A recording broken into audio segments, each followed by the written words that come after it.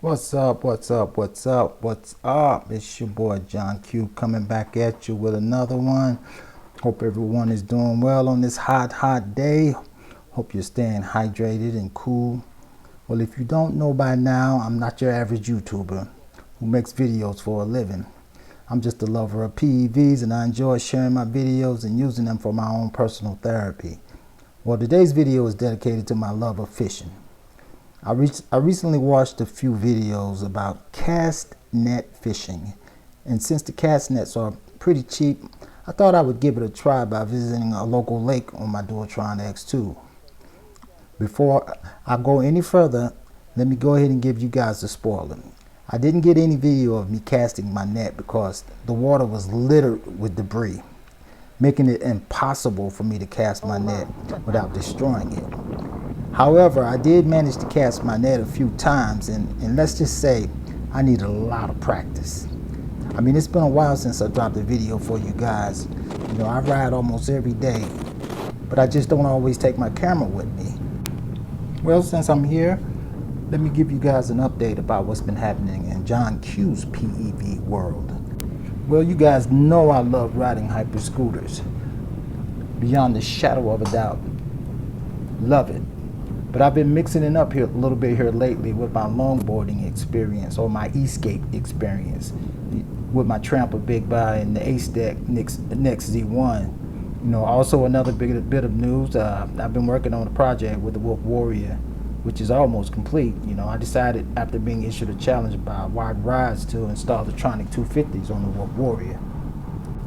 The project, it started with a few hiccups that made it a little bit more challenging than I had anticipated that it would be.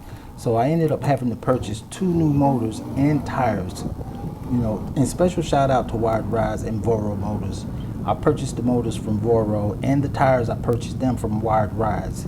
I actually purchased the original tires for the Wolf Warrior, and Wide Rides did me a solid and sent me the PMTs.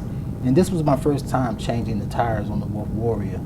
It was quite a challenge because the motors actually came without the valve stems included.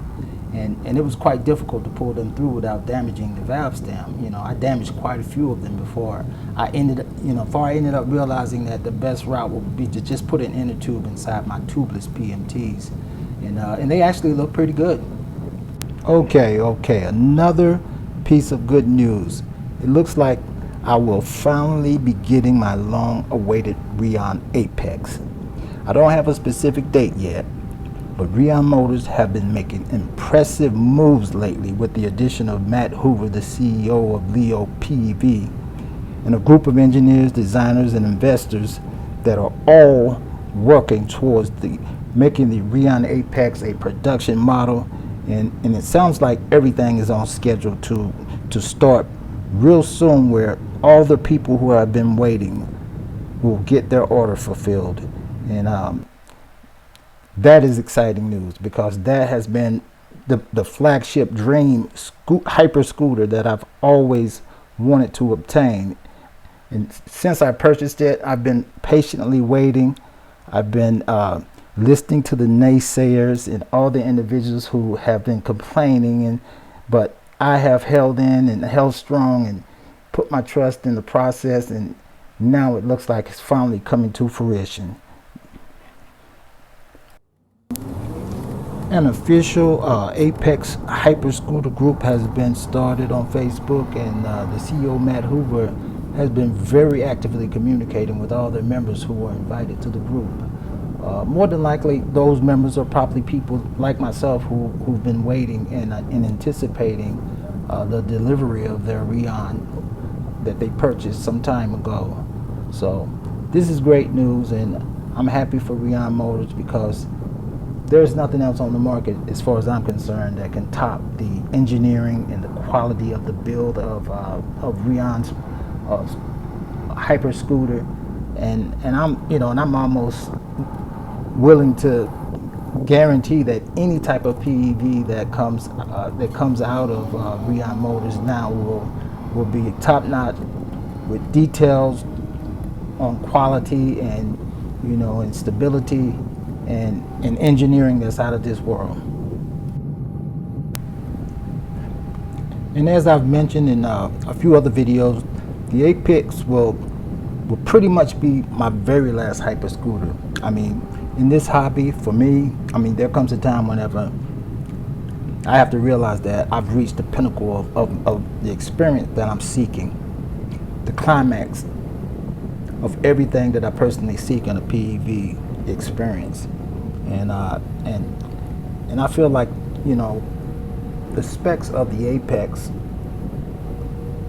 and the build of it will meet that.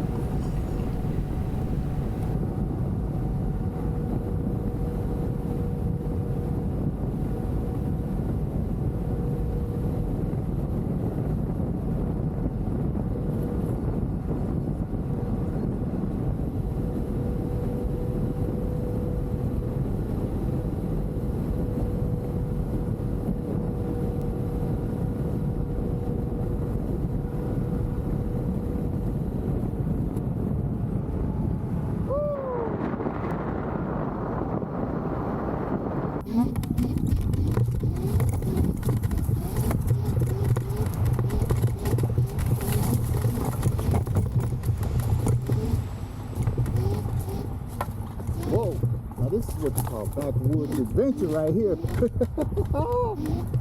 Jesus Christ, I didn't know all this was back here. I had no idea.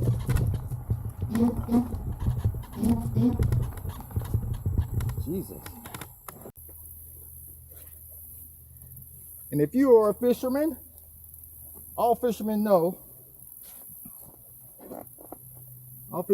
that you have to always have your nice lucky fishing hat. And this hat that I got on, this is my lucky fishing hat. And I hope everybody out there is staying well hydrated.